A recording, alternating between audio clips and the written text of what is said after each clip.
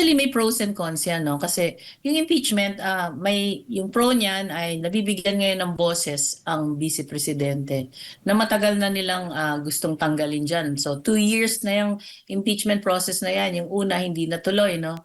So, kumbaga, nung time na yun, hindi pa rin nakapagsalita ng mahusay ang ating vice presidente kasi gusto niya, magbibigay siya ng defense niya pag sa korte na lang talaga. So, tahimik siya most of the time. Ikalawa ay yung con naman, yung negative implication nito, yung sinabi ko kanina na malabo ang succession issue kasi gustong tanggalin ng ating Pangulo at ng Congress at Senate yung ikalawang Pangulo. Siya yung pinaka-popular ngayon, di ba? So, magtataka kayo, napakataas ng trust rating ng ating Vice Presidente kumpara sa ating Pangulo. Pero siya ngayon yung tinutugis sa impeachment na yan. Ikalawa, yung ginagastos nilang pera, I heard it's about 25 million pesos per day just on the impeachment trial.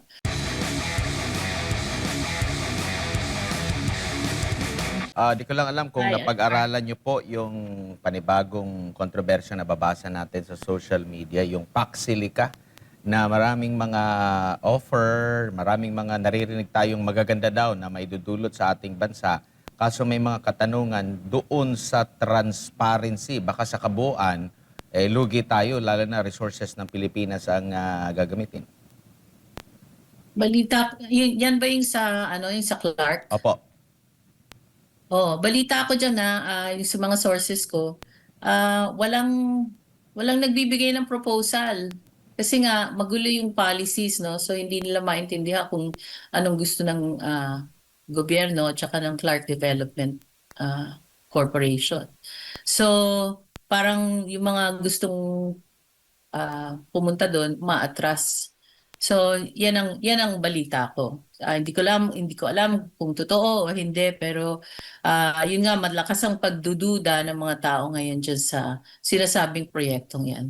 Opo, sa panahon po ng kasalukuyang administrasyon, mas lalo po bang tumataas yung agwat sa pagitan po ng mga mayayaman at mga masa? Oo. Di ba yung self-rated survey ng SWS, self-rated poverty survey nila, parang nandun yung sinasabi na 52% ng mga Pilipino ay rinirate nila yung sarili nila na mahirap sila.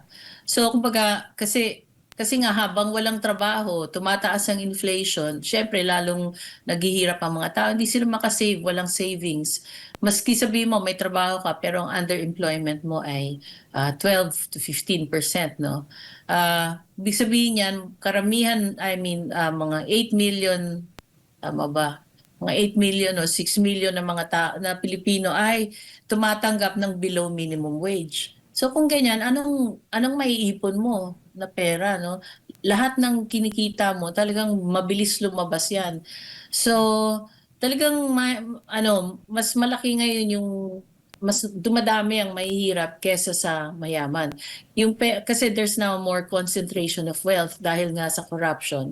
Ibig sabihin yan, yung taxpayers' money, imbis na mapunta yan sa mas maraming tao, napupunta sa mga kawatan. So sila yung talagang mas yumayaman. So yung agwat mo between the rich and the poor, lumalawak yan. Yung middle income mo, lumiliit.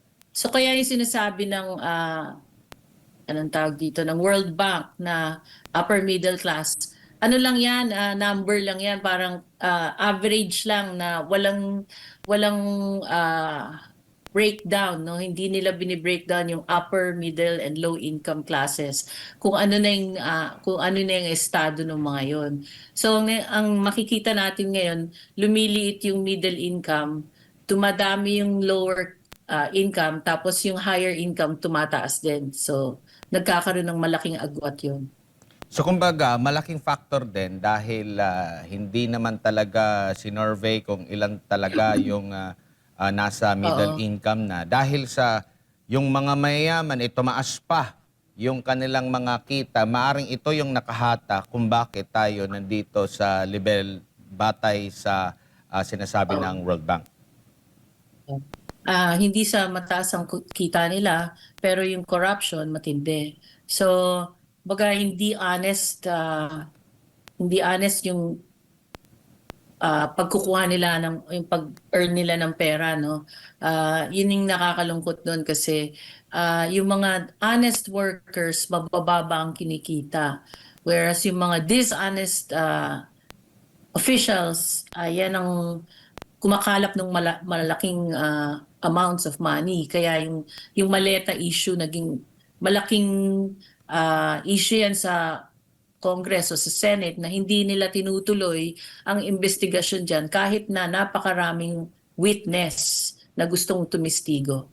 Opo. Ma'am, dito naman po tayo sa nangyayaring impeachment. Bilang sa perspektibo niyo po bilang ekonomista, kasi maraming nagsasabi na ito, yet to ano pa to ha, yung conclusion nito kung meron bang mga ginamit na mali ang presidente na pera mula sa taong bayan. Pero kung susumahin yung mga sinasabi nilang involved na halaga ng pera, tapos yung sinasabing gastos din para sa pag-i-implement nitong impeachment trial na parang mas malaki pa ata imbis na kumpara doon sa involved na money. Ano po ang pananaw niyo po dito, Ma'am Cora?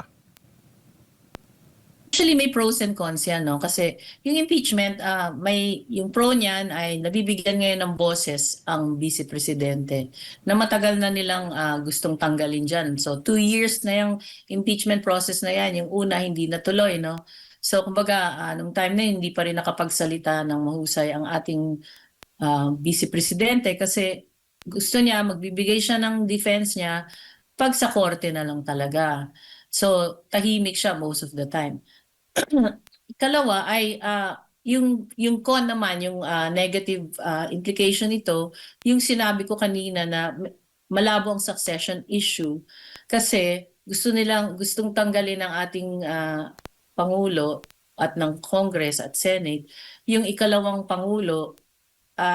Siya yung pinaka-popular ngayon, di ba? So, magtataka kayo, napakataas ng trust rating ng ating vice presidente kumpara sa ating pangulo, pero siya ngayon yung tinutugis sa impeachment na yan. Ikalawa, yung ginagastos nilang pera, I heard it's about 25 million pesos per day just on the impeachment trial. Kung tatagal yan ng tatagal, napakalaking gastos ang naaaksaya. I wouldn't say naaaksaya, pero parang magtataka ka, kailangan ba talaga yan gastusin na ganyang kalaki? Yung taxpayers' money, imbis na mapunta, so yun nga, sa pagpapatayo ng mga infrastructure at saka magbigay ng trabaho sa mga Pilipino. Kasi nakikinabang lang dyan sa 25 million per day na yan, yung Senado. Diba? Kasi yung sweldo, yung mga ginagastos dyan during the hearing, sino lang ang nandyan? So, konti lang ang nakikinabang sa perang yon na 25 million per day. Opo, dito po sa epekto nga ng impeachment po, ma'am, ito po ba ay wala po bang bansa sa buong mundo na may matatag na ekonomiya na hindi maapektuhan ng kanilang economy po kapag merong nangyaring kagaya nitong mga isyung kinakaharap ng Pilipinas? Pakiklaro lang yung Opo, question kumbaga, mo. halimbawa, may isang matatag na bansa, yung ekonomiya, tapos may biglang kagaya sa Pilipinas na nagkaroon ng sigalot sa mundo ng politika, nagkaroon ng impeachment laban sa ikalawang pinakamataas na Pangulo. Talagang maapektuhan ang ekonomiya kahit gaano pa katatag yan. Actually, binabantayan ko nun yung kay President Trump, no? Kasi bago siya naging presidente for the second term, marami rin siyang pinagdaanan na impeachment at saka maraming kaso na final against him. Parang parehong-pareho nga yung track nila ni Sara Duterte kasi ganun din ang ginagawa sa kanya ng mga kalaban niya. Kung anong ginawa ng Democrats kay President Trump, yun ang ginagawa ngayon kay Vice President Duterte, no? So, makikita mo no, nanghina rin talaga yung ekonomiya ng US kasi maraming kawatan sa Democrats eh. So, yung leakage napakalaki kaya mabuti na lang malakas ang loob nitong si President Trump. Nakaya niya na ma-overcome lahat ng mga challenges. 'Di ba, inattempt pa siyang ma-assassinate at by God's grace hindi hindi siya tinamaan sa ulo no kundi sa tenga lang. So lahat ng pwedeng gawin para tanggalin siya dun sa pagkakandidato niya na presidente, nangyari yun. Pero nanghina rin yung US economy at that time. Opo, and ang relasyon natin with other countries po ba, parang aabot ba yun sa punto na, saglit lang, may gulo pa kayo, parang hindi best na maglagak talaga ng puhunan dyan. Kahit yung mga BFF natin ng mga bansa dati, magkakaroon talaga ng agam-agam po yan, ma'am, or aantay na lang talaga na mag-stabilize po lahat. Actually, I think 2024 or 2025 ba yun? Nagsabi yung South Korea na hindi muna sila either magpapahiram or mag-invest dito sa Pilipinas on a bilateral basis dahil nga sa nakikita nilang nakakabahalang corruption. No? So, affected talaga yung foreign relations. Yung China, ang laki ng binaba ng tourism from China, no? Kasi dati sila yung pinakamalaking tourist arrivals, no, gagaling sa China. So affected talaga kasi iba-iba yung mga signals na binibigay. Ngayon, I think ang isang challenge sa ating gobyerno ay yung pronouncement ng Amerika tungkol sa ICC kasi sabi ng Amerika, talagang tatanggalin namin yung ICC na yan kasi talagang nakikialam yan sa soberanya ng mga bansa, no? So at naramdaman natin yan dito kasi yung mga public officials natin na dapat dito sila litisin, tama ba yung Tagalog ko? Opo. Litisin, doon sila sa ICC dinadala, no? Basta opposition ng pamahalaan ngayon, parang doon yung tinatapon yung mga ayaw nilang mga politiko, yung mga political oppositionist nila. So, hindi natin alam kung anong magiging posisyon dyan ng Pangulong Marcos kasi ah ipit siya ngayon dahil yung relationship niya sa US ay much a challenge. Alam naman natin na amboy talaga yan si Pangulong Marcos. Opo, ano pong masasabi niyo naman po dito sa mga pahayag ng ilan sa mga opisyal ng ating gobyerno, lalo na doon sa mga pagbisita ng mga embahada ng ibang bansa? Sabi na ako, magbanggit na ako ng kaugnay dito sa Chinese Embassy, may parang babala yung isang opisyal ng gobyerno na parang pag bumisita, mag-ingat kayo pag bumisita sa inyong mga LGU. May mga ganyan na mga babala kasi daw, minsan daw binisita yung Batanes, nagkaroon na ng issue din, no? Nang nagkaroon ng yung mga scholar na sinasabi, parte ang Batanes sa China or sa Taiwan. Yung mga ganito pong mga usapin po, ma'am, na for sure, direkta talaga ito sa ibang bansa. Yung bansa pa, isang mayabong na bansa na maraming mga kaibigan ng mga bansa din at napapakinabangan nila. Tayo, ganito yung sitwasyon ng ating bansa, meron pang nagsuso ng gap. Hirap na nga yung ating bansa sa kasalukuyan. Ganito pa yung maririnig natin sa ating mga opisyal. Actually, malaki na yung nawalang opportunity sa atin, lalo na pagdating sa China, no? Kasi yung Silk Road project nila, wala nang Pilipinas sa radar screen nila, no? Kumbaga, low priority ngayon ng Pilipinas. In fact, yung Silk Road project na yun, talagang wala ang Pilipinas doon. Napabayaan talaga yan. So, malaking bagay sana yan pagdating sa trade relations natin sa China.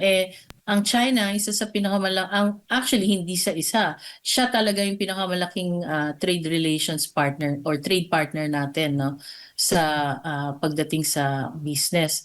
Kaya makikita mo na napakaraming mixed signals ang pinapadala ng ating Pangulo. Kaya pati yung embahada ng China, hindi alam kung paano makipag-usap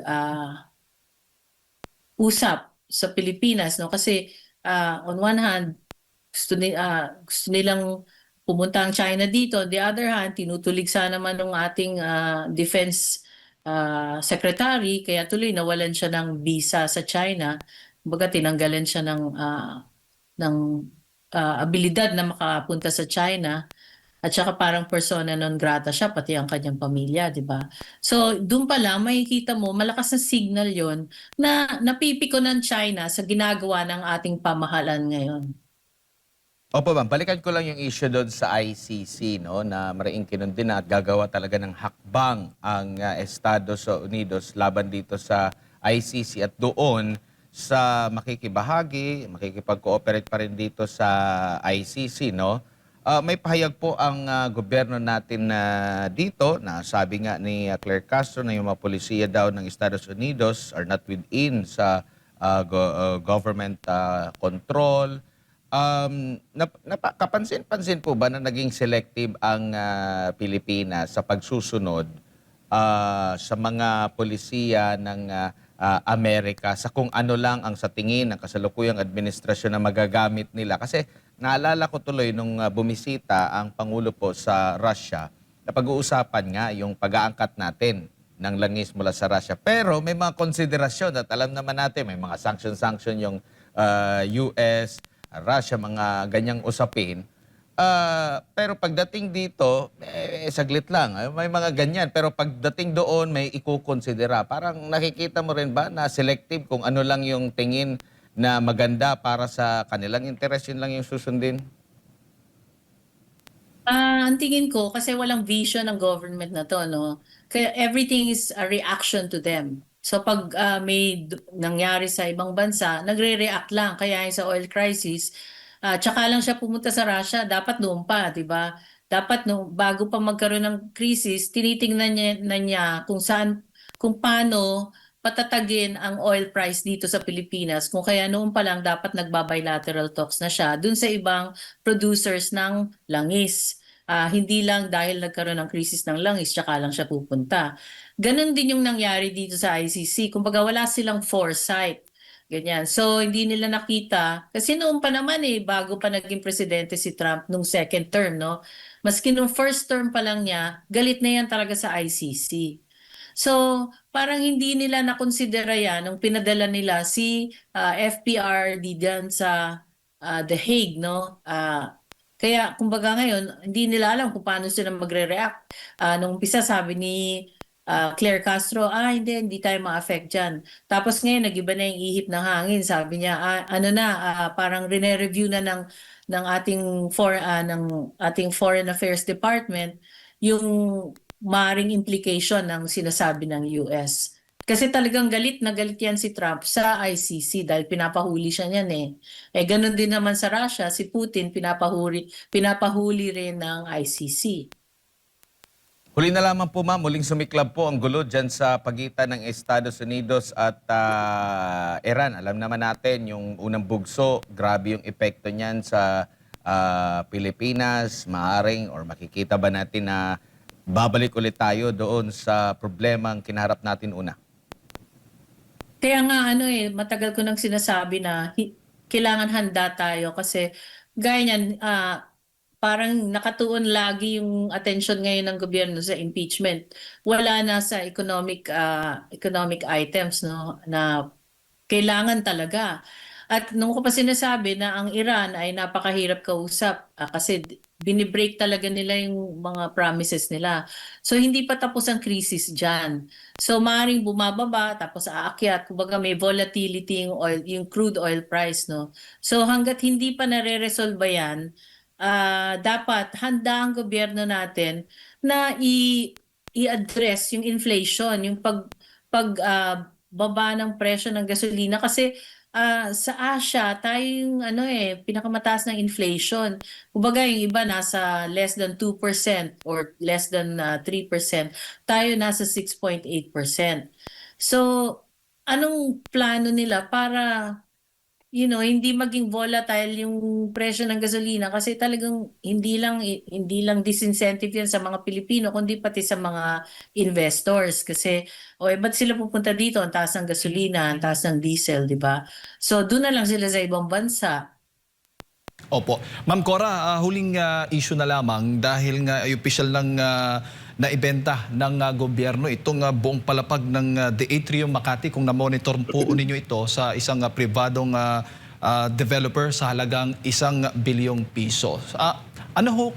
Gaano ho ba kahalaga itong ganito pong pagbebenta ng mga government assets sa pribadong sektor, Ma'am Cora? Nakakabahala nga yan kasi panay ang benta nila. Imbis na mag-bid sila ng project, nagbi-bid sila ng asset sale.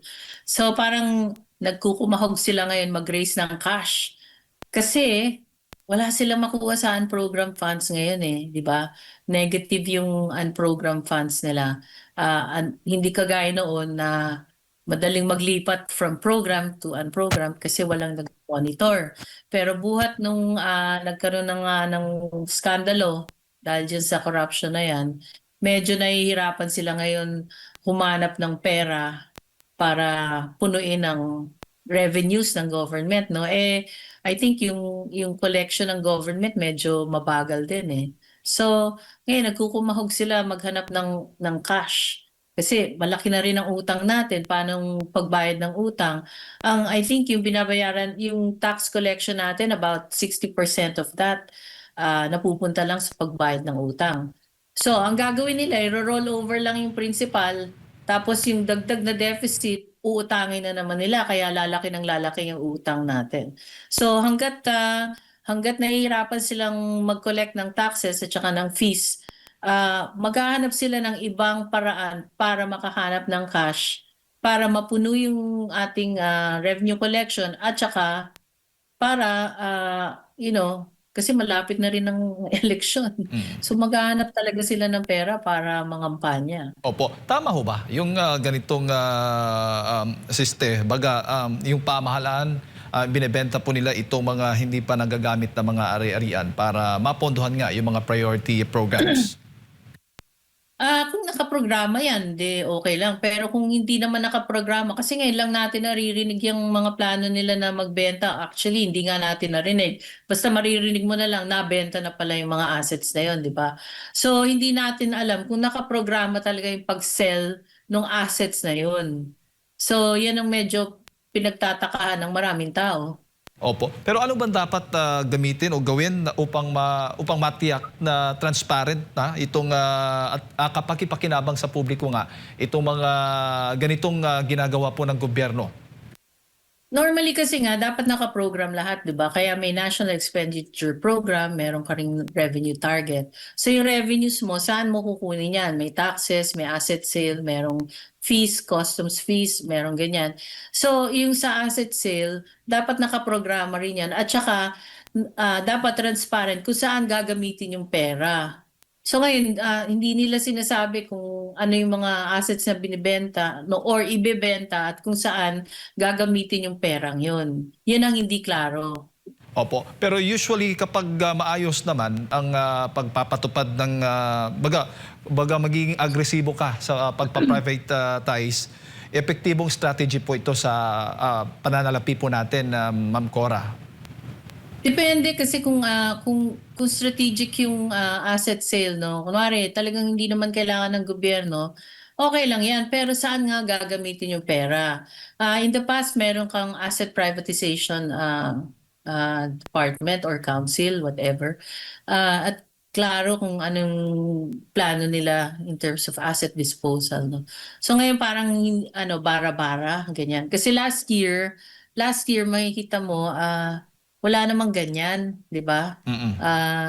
Kasi last year medyo maluwag pa yung yung budget, malaki pa yung unprogrammed. Pero this year medyo nabawasan talaga yung ability nila para mag-create ng unprogrammed funds. So ngayon nagkukumahog sila kung saan sila kukuha ng additional funds, no? Oo. So yan ang nakikita ko kung bakit biglang nagkaroon ng series of asset sales ang gobyerno. Oo, para bang mahahalin tulad mo yan sa isang pamilya na o sa isang tao na nagsasangla na ng mga gamit dahil wala nang pambayad. Oo, ganun. Mm-mm. Oo. Kasi either mangutang sila o magbenta nga sila ng mga assets. Ganyan kasi medyo may pagka-desperado na yung tayo ng kanilang pondo, yung kanilang budget, no? Opo. So maganda pakinggan pero may masamang epekto o baga negatibong epekto naman. Oo, may negatibong epekto sa perception, no, ng mga tao kasi unang-una walang transparency at second yun nga, it adds to the distrust ng hindi lang ng taong Pilipino kundi yung mga dayuhan, mga foreigners at mga investors. Opo. Siguro, Ma'am Cora, yung mensahe nyo na lamang po sa ating mga kababayan na ngayon nanonood po at nakikinig sa inyo sa mga oras na ito. Oh, so ngayon palapit na ang SONA ng presidente, lahat ng pwedeng gawin niya para maging positive ang kanyang rating o kaya ang pananaw sa kanya ay gagawin niya, no? Pero puro salita lang 'yan. So mag-ingat tayo kung anong gusto niyong paniwalaan, magsaliksik kayo para hindi kayo nabubudol ng ating pamahalaan ngayon kasi napakarami nilang promises na in the past nakita naman natin na yung mga pangako nila yung lahat napapako. So hindi natutuloy. So hanggang ngayon humihingi ako ng reform. Dapat yan ang hingiin natin na malaking pagbabago at talagang dapat kung anong sinasabi, yan ang gagawin. Alright. Ma'am Cora, maraming salamat po sa inyong oras. Good morning po sa inyo. Thank you, Jade at Admar.